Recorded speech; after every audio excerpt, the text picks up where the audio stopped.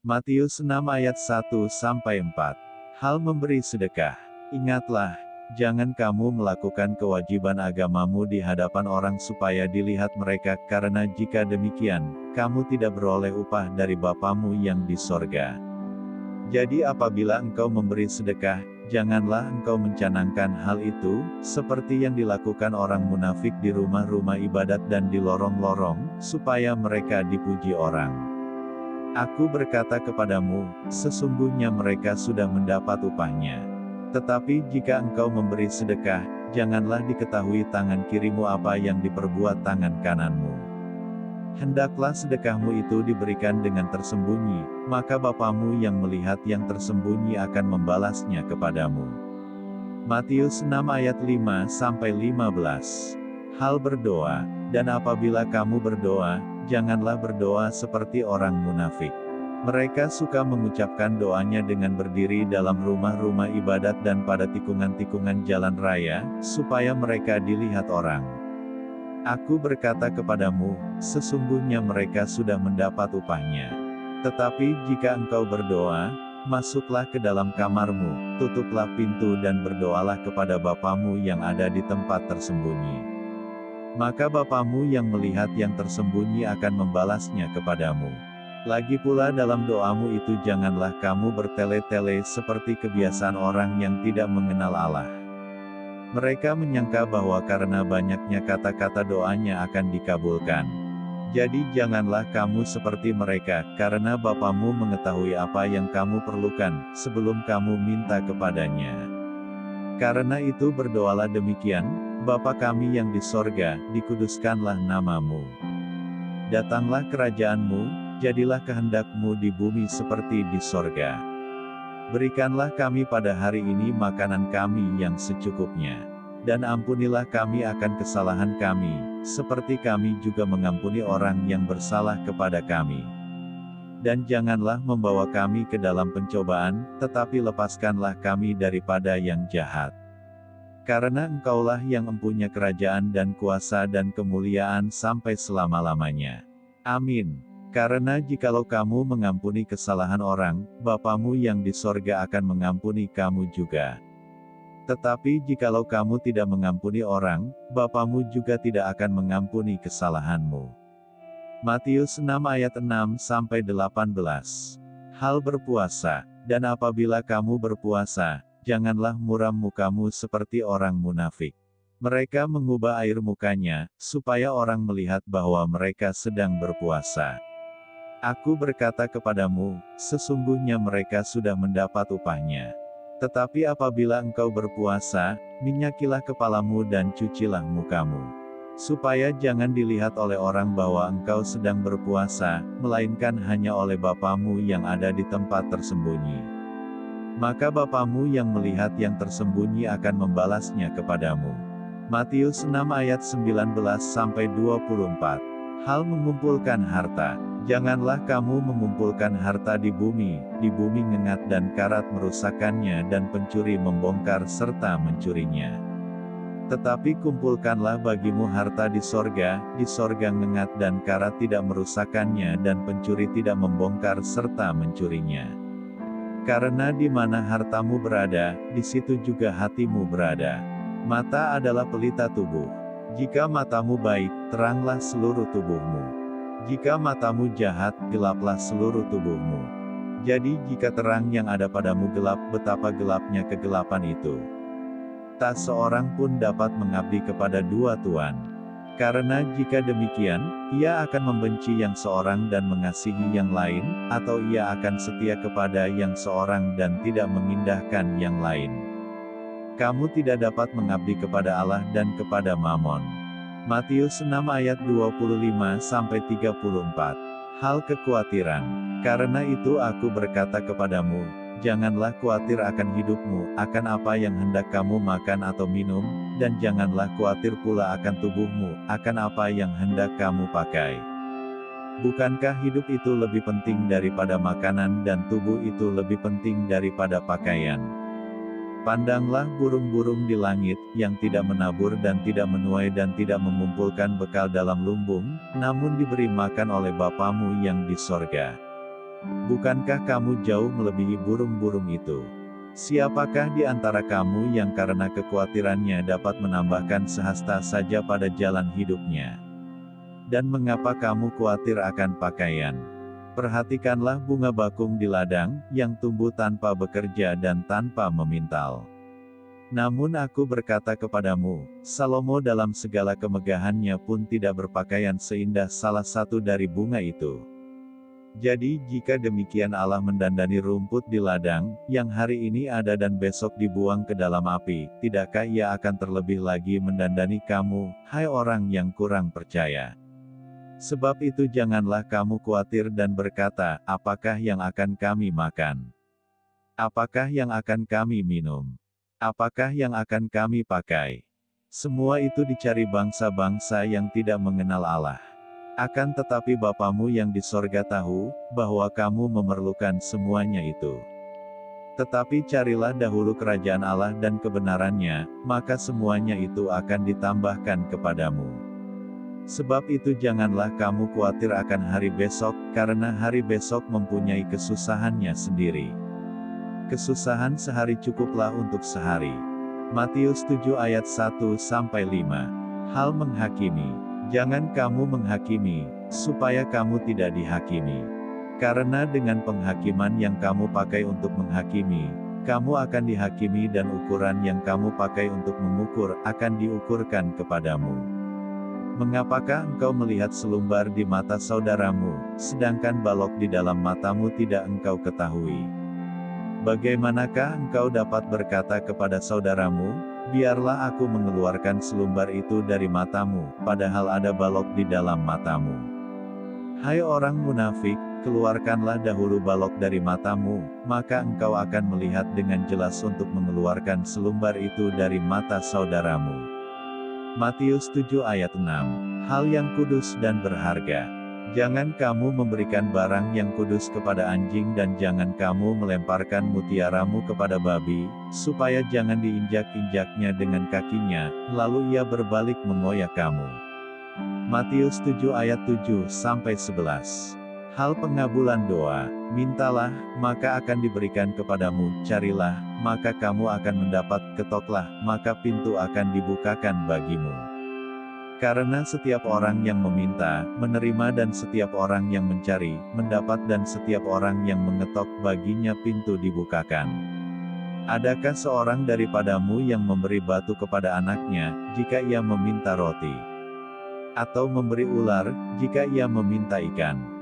Jadi jika kamu yang jahat tahu memberi pemberian yang baik kepada anak-anakmu, apalagi Bapamu yang di sorga, Ia akan memberikan yang baik kepada mereka yang meminta kepadanya. Matius 7 ayat 12-14. Jalan yang benar. Segala sesuatu yang kamu kehendaki supaya orang perbuat kepadamu, perbuatlah demikian juga kepada mereka. Itulah isi seluruh hukum Taurat dan kitab para nabi. Masuklah melalui pintu yang sesak itu, karena lebarlah pintu dan luaslah jalan yang menuju kepada kebinasaan, dan banyak orang yang masuk melaluinya.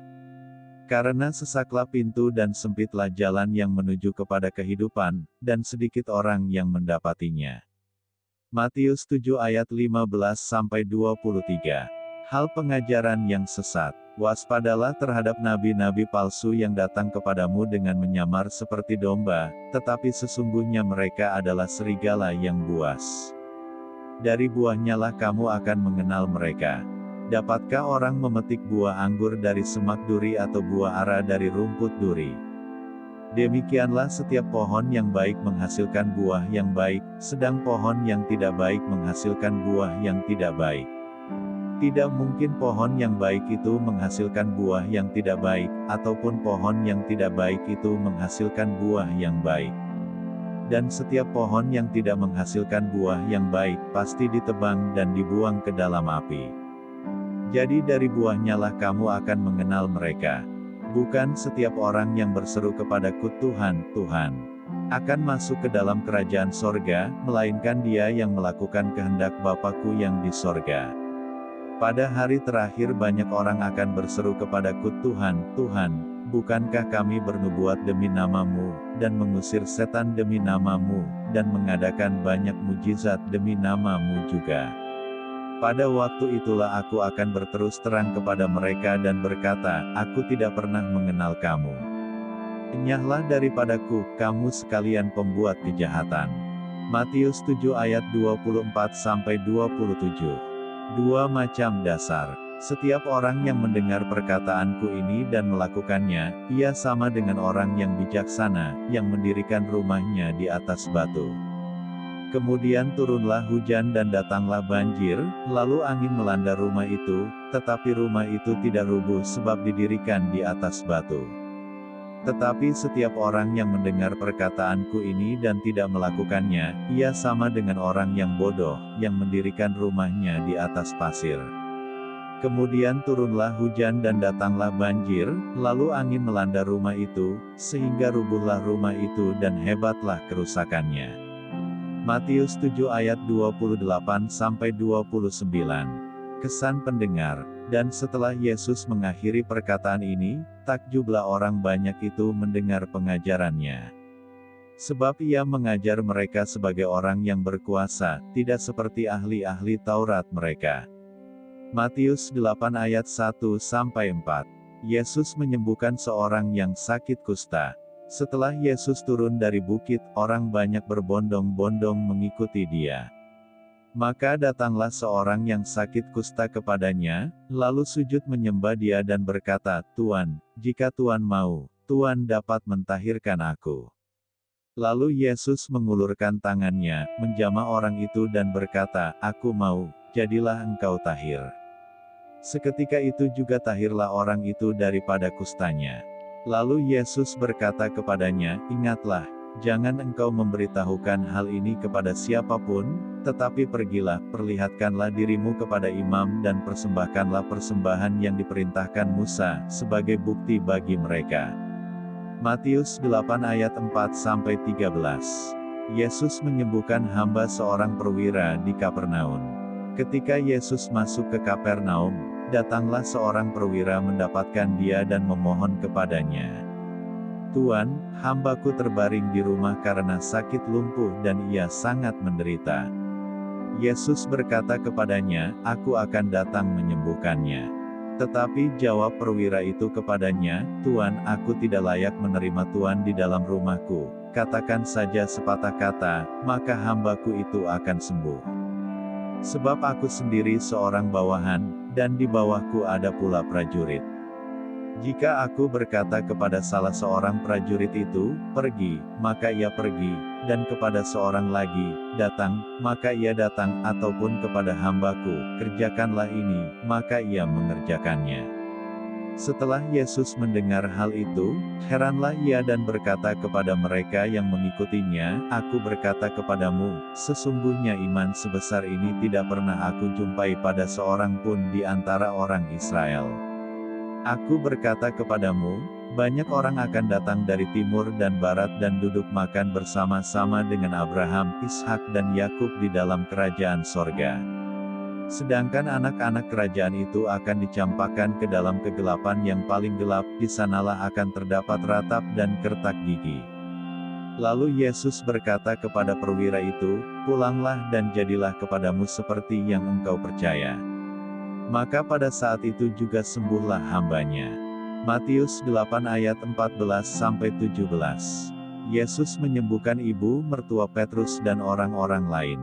Setibanya di rumah Petrus, Yesus pun melihat ibu mertua Petrus terbaring karena sakit demam. Maka dipegangnya tangan perempuan itu, lalu lenyaplah demamnya. Ia pun bangunlah dan melayani dia. Menjelang malam dibawalah kepada Yesus banyak orang yang kerasukan setan dan dengan sepatah kata Yesus mengusir roh-roh itu dan menyembuhkan orang-orang yang menderita sakit. Hal itu terjadi supaya genaplah firman yang disampaikan oleh Nabi Yesaya, Dialah yang memikul kelemahan kita dan menanggung penyakit kita. Matius 8 ayat 18-22. Hal mengikut Yesus. Ketika Yesus melihat orang banyak mengelilinginya, ia menyuruh bertolak ke seberang. Lalu datanglah seorang ahli Taurat dan berkata kepadanya, "Guru, aku akan mengikut engkau, kemana saja engkau pergi." Yesus berkata kepadanya, "Serigala mempunyai liang dan burung mempunyai sarang, tetapi Anak Manusia tidak mempunyai tempat untuk meletakkan kepalanya." Seorang lain, yaitu salah seorang muridnya, berkata kepadanya, "Tuhan, izinkanlah aku pergi dahulu menguburkan ayahku." Tetapi Yesus berkata kepadanya, "Ikutlah aku dan biarlah orang-orang mati menguburkan orang-orang mati mereka." Matius 8 ayat 23-27. Angin ribut diredakan. Lalu Yesus naik ke dalam perahu dan murid-muridnya pun mengikutinya. Sekonyong-konyong mengamuklah angin ribut di danau itu, sehingga perahu itu ditimbus gelombang, tetapi Yesus tidur. Maka datanglah murid-muridnya membangunkan dia, katanya, "Tuhan, tolonglah, kita binasa." Ia berkata kepada mereka, "Mengapa kamu takut, kamu yang kurang percaya?" Lalu bangunlah Yesus menghardik angin dan danau itu, maka danau itu menjadi teduh sekali. Dan heranlah orang-orang itu, katanya, "Orang apakah dia ini, sehingga angin dan danau pun taat kepadanya?" Matius 8 ayat 28-34. Dua orang yang kerasukan disembuhkan. Setibanya di seberang, yaitu di daerah orang Gadara, datanglah dari pekuburan dua orang yang kerasukan setan menemui Yesus. Mereka sangat berbahaya, sehingga tidak seorang pun yang berani melalui jalan itu. Dan mereka itu pun berteriak, katanya, "Apa urusanmu dengan kami, hai Anak Allah? Adakah engkau kemari untuk menyiksa kami sebelum waktunya?" Tidak jauh dari mereka itu sejumlah besar babi sedang mencari makan. Maka setan-setan itu meminta kepadanya, katanya, "Jika engkau mengusir kami, suruhlah kami pindah ke dalam kawanan babi itu." Yesus berkata kepada mereka, "Pergilah." Lalu keluarlah mereka dan masuk ke dalam babi-babi itu. Maka terjunlah seluruh kawanan babi itu dari tepi jurang ke dalam danau dan mati di dalam air. Maka larilah penjaga-penjaga babi itu dan setibanya di kota, diceritakannya segala sesuatu, juga tentang orang-orang yang kerasukan setan itu. Maka keluarlah seluruh kota mendapatkan Yesus dan setelah mereka berjumpa dengan dia, mereka pun mendesak, supaya ia meninggalkan daerah mereka. Matius 9 ayat 1-8. Orang lumpuh disembuhkan. Sesudah itu naiklah Yesus ke dalam perahu lalu menyeberang. Kemudian sampailah ia ke kotanya sendiri. Maka dibawa oranglah kepadanya seorang lumpuh yang terbaring di tempat tidurnya. Ketika Yesus melihat iman mereka, berkatalah ia kepada orang lumpuh itu, "Percayalah, hai anakku, dosamu sudah diampuni." Maka berkatalah beberapa orang ahli Taurat dalam hatinya, "Ia menghujat Allah." Tetapi Yesus mengetahui pikiran mereka, lalu berkata, "Mengapa kamu memikirkan hal-hal yang jahat di dalam hatimu? Manakah lebih mudah, mengatakan, 'Dosamu sudah diampuni,' atau mengatakan, 'Bangunlah dan berjalanlah'? Tetapi supaya kamu tahu, bahwa di dunia ini Anak Manusia berkuasa mengampuni dosa." Lalu berkatalah ia kepada orang lumpuh itu, "Bangunlah, angkatlah tempat tidurmu dan pulanglah ke rumahmu." Dan orang itu pun bangun lalu pulang. Maka orang banyak yang melihat hal itu takut lalu memuliakan Allah yang telah memberikan kuasa sedemikian itu kepada manusia. Matius 9 ayat 9-13. Matius pemungut cukai mengikut Yesus. Setelah Yesus pergi dari situ, ia melihat seorang yang bernama Matius duduk di rumah cukai, lalu ia berkata kepadanya, "Ikutlah aku." Maka berdirilah Matius lalu mengikut dia. Kemudian ketika Yesus makan di rumah Matius, datanglah banyak pemungut cukai dan orang berdosa dan makan bersama-sama dengan dia dan murid-muridnya. Pada waktu orang Farisi melihat hal itu, berkatalah mereka kepada murid-murid Yesus, "Mengapa gurumu makan bersama-sama dengan pemungut cukai dan orang berdosa?" Yesus mendengarnya dan berkata, "Bukan orang sehat yang memerlukan tabib, tetapi orang sakit. Jadi pergilah dan pelajarilah arti firman ini, yang kukehendaki ialah belas kasihan dan bukan persembahan, karena aku datang bukan untuk memanggil orang benar, melainkan orang berdosa. Matius 9 ayat 14-17. Hal berpuasa. Kemudian datanglah murid-murid Yohanes kepada Yesus dan berkata, "Mengapa kami dan orang Farisi berpuasa, tetapi murid-murid-mu tidak?" Jawab Yesus kepada mereka, "Dapatkah sahabat-sahabat mempelai laki-laki berduka cita selama mempelai itu bersama mereka? Tetapi waktunya akan datang mempelai itu diambil dari mereka dan pada waktu itulah mereka akan berpuasa. Tidak seorang pun menambalkan secari kain yang belum susut pada baju yang tua, karena jika demikian kain penambal itu akan mencabik baju itu, lalu makin besarlah koyaknya. Begitu pula anggur yang baru tidak diisikan ke dalam kantong kulit yang tua, karena jika demikian kantong itu akan koyak sehingga anggur itu terbuang dan kantong itu pun hancur. Tetapi anggur yang baru disimpan orang dalam kantong yang baru pula, dan dengan demikian terpeliharalah kedua-duanya." Matius 9 ayat 18-26. Anak kepala rumah ibadat perempuan yang sakit pendarahan. Sementara Yesus berbicara demikian kepada mereka, datanglah seorang kepala rumah ibadat lalu menyembah dia dan berkata, "Anakku perempuan baru saja meninggal, tetapi datanglah dan letakkanlah tanganmu atasnya, maka ia akan hidup." Lalu Yesus pun bangunlah dan mengikuti orang itu bersama-sama dengan murid-muridnya. Pada waktu itu seorang perempuan yang sudah 12 tahun lamanya menderita pendarahan maju mendekati Yesus dari belakang dan menjamah jumbai jubahnya. Karena katanya dalam hatinya, "Asal ku jamah saja jubahnya, aku akan sembuh." Tetapi Yesus berpaling dan memandang dia serta berkata, "Teguhkanlah hatimu, hai anakku, imanmu telah menyelamatkan engkau." Maka sejak saat itu sembuhlah perempuan itu. Ketika Yesus tiba di rumah kepala rumah ibadat itu dan melihat peniup-peniup seruling dan orang banyak ribut, berkatalah ia, "Pergilah, karena anak ini tidak mati, tetapi tidur." Tetapi mereka menertawakan dia. Setelah orang banyak itu diusir, Yesus masuk dan memegang tangan anak itu, lalu bangkitlah anak itu. Maka tersiarlah kabar tentang hal itu ke seluruh daerah itu. Matius 9 ayat 27-31. Yesus menyembuhkan mata dua orang buta. Ketika Yesus meneruskan perjalanannya dari sana, dua orang buta mengikutinya sambil berseru-seru dan berkata, "Kasihanilah kami, hai anak Daud." Setelah Yesus masuk ke dalam sebuah rumah, datanglah kedua orang buta itu kepadanya dan Yesus berkata kepada mereka, "Percayakah kamu, bahwa aku dapat melakukannya?" Mereka menjawab, "Ya Tuhan, kami percaya." Lalu Yesus menjamah mata mereka sambil berkata, "Jadilah kepadamu menurut imanmu." Maka meleklah mata mereka. Dan Yesus pun dengan tegas berpesan kepada mereka, katanya, "Jagalah supaya jangan seorang pun mengetahui hal ini." Tetapi mereka keluar dan memasyurkan dia ke seluruh daerah itu. Matius 9 ayat 32-34.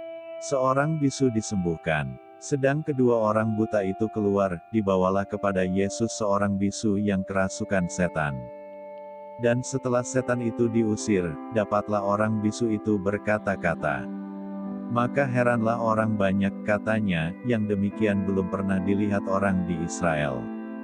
Tetapi orang Farisi berkata, dengan kuasa penghulu setan ia mengusir setan. Matius 9 ayat 35-38. Belas kasihan Yesus terhadap orang banyak. Demikianlah Yesus berkeliling ke semua kota dan desa, ia mengajar dalam rumah-rumah ibadat dan memberitakan Injil Kerajaan Sorga serta melenyapkan segala penyakit dan kelemahan. Melihat orang banyak itu, tergeraklah hati Yesus oleh belas kasihan kepada mereka, karena mereka lelah dan terlantar seperti domba yang tidak bergembala. Maka katanya kepada murid-muridnya, "Tuaian memang banyak, tetapi pekerja sedikit. Karena itu mintalah kepada Tuan yang empunya tuaian, supaya ia mengirimkan pekerja-pekerja untuk tuaian itu." Matius 10 ayat 1-4. Yesus memanggil ke-12 rasul. Yesus memanggil ke-12 murid-Nya dan memberi kuasa kepada mereka untuk mengusir roh-roh jahat dan untuk melenyapkan segala penyakit dan segala kelemahan. Inilah nama ke-12 rasul itu, pertama Simon yang disebut Petrus dan Andreas saudaranya, dan Yakobus anak Zebedes dan Yohanes saudaranya. Filipus dan Bartolomeus, Thomas dan Matius pemungut cukai, Yakobus anak Alfeus dan Tades. Simon orang Zelot dan Yudas Iskariot yang mengkhianati dia. Matius 10 ayat 5-15. Yesus mengutus ke-12 rasul. Ke-12 murid itu diutus oleh Yesus dan Ia berpesan kepada mereka, "Janganlah kamu menyimpang ke jalan bangsa lain atau masuk ke dalam kota orang Samaria. Melainkan pergilah kepada domba-domba yang hilang dari umat Israel. Pergilah dan beritakanlah, kerajaan sorga sudah dekat. Sembuhkanlah orang sakit, bangkitkanlah orang mati, tahirkanlah orang kusta, usirlah setan-setan. Kamu telah memperolehnya dengan cuma-cuma, karena itu berikanlah pula dengan cuma-cuma. Janganlah kamu membawa emas atau perak atau tembaga dalam ikat pinggangmu. Janganlah kamu membawa bekal dalam perjalanan, janganlah kamu membawa baju 2 helai, kasut atau tongkat, sebab seorang pekerja patut mendapat upahnya. Apabila kamu masuk kota atau desa, carilah di situ seorang yang layak dan tinggallah padanya sampai kamu berangkat. Apabila kamu masuk rumah orang, berilah salam kepada mereka. Jika mereka layak menerimanya, salammu itu turun ke atasnya, jika tidak, salammu itu kembali kepadamu. Dan apabila seorang tidak menerima kamu dan tidak mendengar perkataanmu, keluarlah dan tinggalkanlah rumah atau kota itu dan kebaskanlah debunya dari kakimu. Aku berkata kepadamu, sesungguhnya pada hari penghakiman tanah Sodom dan Gomora akan lebih ringan tanggungannya daripada kota itu. Matius 10 ayat 16-33. Penganiayaan yang akan datang dan pengakuan akan Yesus. Lihat, aku mengutus kamu seperti domba ke tengah-tengah serigala, sebab itu hendaklah kamu cerdik seperti ular dan tulus seperti merpati. Tetapi waspadalah terhadap semua orang, karena ada yang akan menyerahkan kamu kepada majelis agama dan mereka akan menyesah kamu di rumah ibadatnya. Dan karena aku, kamu akan digiring ke muka penguasa-penguasa dan raja-raja sebagai suatu kesaksian bagi mereka dan bagi orang-orang yang tidak mengenal Allah. Apabila mereka menyerahkan kamu, janganlah kamu khawatir akan bagaimana dan akan apa yang harus kamu katakan, karena semuanya itu akan dikaruniakan kepadamu pada saat itu juga. Karena bukan kamu yang berkata-kata, melainkan Roh Bapamu, Dia yang akan berkata-kata di dalam kamu. Orang akan menyerahkan saudaranya untuk dibunuh, demikian juga seorang ayah akan anaknya. Dan anak-anak akan memberontak terhadap orang tuanya dan akan membunuh mereka. Dan kamu akan dibenci semua orang oleh karena namaku, tetapi orang yang bertahan sampai pada kesudahannya akan selamat. Apabila mereka menganiaya kamu dalam kota yang satu, larilah ke kota yang lain, karena aku berkata kepadamu, sesungguhnya sebelum kamu selesai mengunjungi kota-kota Israel, Anak Manusia sudah datang. Seorang murid tidak lebih daripada gurunya, atau seorang hamba daripada tuannya. Cukuplah bagi seorang murid jika ia menjadi sama seperti gurunya dan bagi seorang hamba jika ia menjadi sama seperti tuannya. Jika tuan rumah disebut Bilzebul, apalagi seisi rumahnya. Jadi janganlah kamu takut terhadap mereka, karena tidak ada sesuatu pun yang tertutup yang tidak akan dibuka dan tidak ada sesuatu pun yang tersembunyi yang tidak akan diketahui. Apa yang kukatakan kepadamu dalam gelap, katakanlah itu dalam terang, dan apa yang dibisikkan ke telingamu, beritakanlah itu dari atas atap rumah. Dan janganlah kamu takut kepada mereka yang dapat membunuh tubuh, tetapi yang tidak berkuasa membunuh jiwa, takutlah terutama kepada Dia yang berkuasa membinasakan baik jiwa maupun tubuh di dalam neraka. Bukankah burung pipit dijual 2 ekor seduit? Namun seekor pun daripadanya tidak akan jatuh ke bumi di luar kehendak Bapamu. Dan kamu, rambut kepalamu pun terhitung semuanya. Sebab itu janganlah kamu takut, karena kamu lebih berharga daripada banyak burung pipit. Setiap orang yang mengakui aku di depan manusia, aku juga akan mengakuinya di depan Bapa-Ku yang di sorga. Tetapi barang siapa menyangkal aku di depan manusia, aku juga akan menyangkalnya di depan Bapa-Ku yang di sorga. Matius 10 ayat 34-42. Yesus membawa pemisahan, bagaimana mengikut Yesus. Jangan kamu menyangka bahwa aku datang untuk membawa damai di atas bumi. Aku datang bukan untuk membawa damai, melainkan pedang. Sebab aku datang untuk memisahkan orang dari ayahnya, anak perempuan dari ibunya, menantu perempuan dari ibu mertuanya. Dan musuh orang ialah orang-orang seisi rumahnya. Barang siapa mengasihi bapa atau ibunya lebih daripadaku, ia tidak layak bagiku, dan barang siapa mengasihi anaknya laki-laki atau perempuan lebih daripadaku, ia tidak layak bagiku. Barang siapa tidak memikul salibnya dan mengikut aku, ia tidak layak bagiku. Barang siapa mempertahankan nyawanya, ia akan kehilangan nyawanya, dan barang siapa kehilangan nyawanya karena aku, ia akan memperolehnya. Barang siapa menyambut kamu, ia menyambut aku, dan barang siapa menyambut aku, ia menyambut dia yang mengutus aku. Barang siapa menyambut seorang nabi sebagai nabi, ia akan menerima upah nabi, dan barang siapa menyambut seorang benar sebagai orang benar, ia akan menerima upah orang benar. Dan barang siapa memberi air sejuk secangkir saja pun kepada salah seorang yang kecil ini, karena ia muridku, aku berkata kepadamu, sesungguhnya ia tidak akan kehilangan upahnya daripadanya.